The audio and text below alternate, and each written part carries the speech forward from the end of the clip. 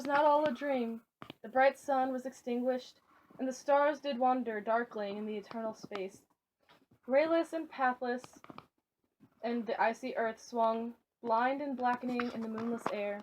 Morn came and went and came, and brought no day, and men forgot their passions in the dread of this their desolation, and all hearts were chilled into a selfish prayer for light, and they did live by watchfires and the thrones, the palaces of crowned kings, the huts, the habitations of all things which dwell, were burnt for beacons, cities were consumed, and men were gathered round their blazing homes to look once more into each other's face. Happy were those who dwelt within the eye of the volcanoes and their mountain torch. A fearful hope was all the world contained.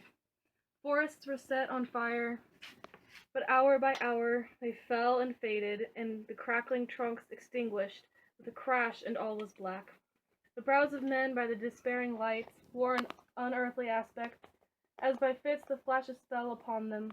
Some lay down and hid their eyes and wept, and some did rest their chins upon their clenched hands and smiled, and others hurried to and fro and fed their funeral pyres with fuel, and looked up with mad disquietude on the dull sky, the pall of a past world, and then again with curses cast them down upon the dust, and gnashed their teeth and howled. Wild birds shrieked and terrified did flutter on the ground and flap their useless wings. The wildest brutes came tame and tremulous, and vipers crawled and twined themselves among the multitude. Hissing but stingless they were slain for food, and war, which for a moment was no more, did glut himself again. A meal was bought with blood, and each sate sullenly apart, gorging himself in gloom. No love was left. All earth was but one thought, and that was death. Immediate and inglorious, and the pang of famine fed upon all entrailsmen, died, and their bones were tombless as their flesh. The meager by the meager were devoured.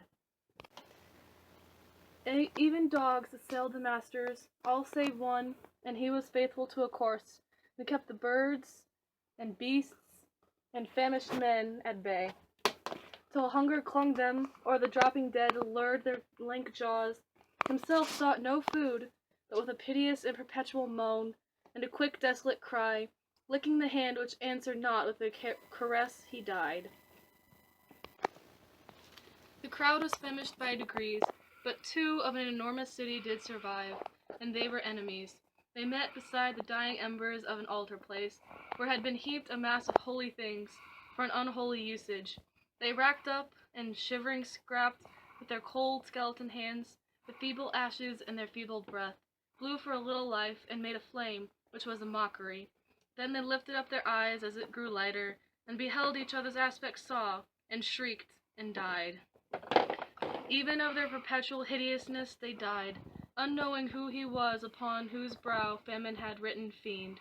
The world was void, the populous and the powerful was a lump, seasonless, herbless, treeless, manless, lifeless, a lump of death, a chaos of hard clay.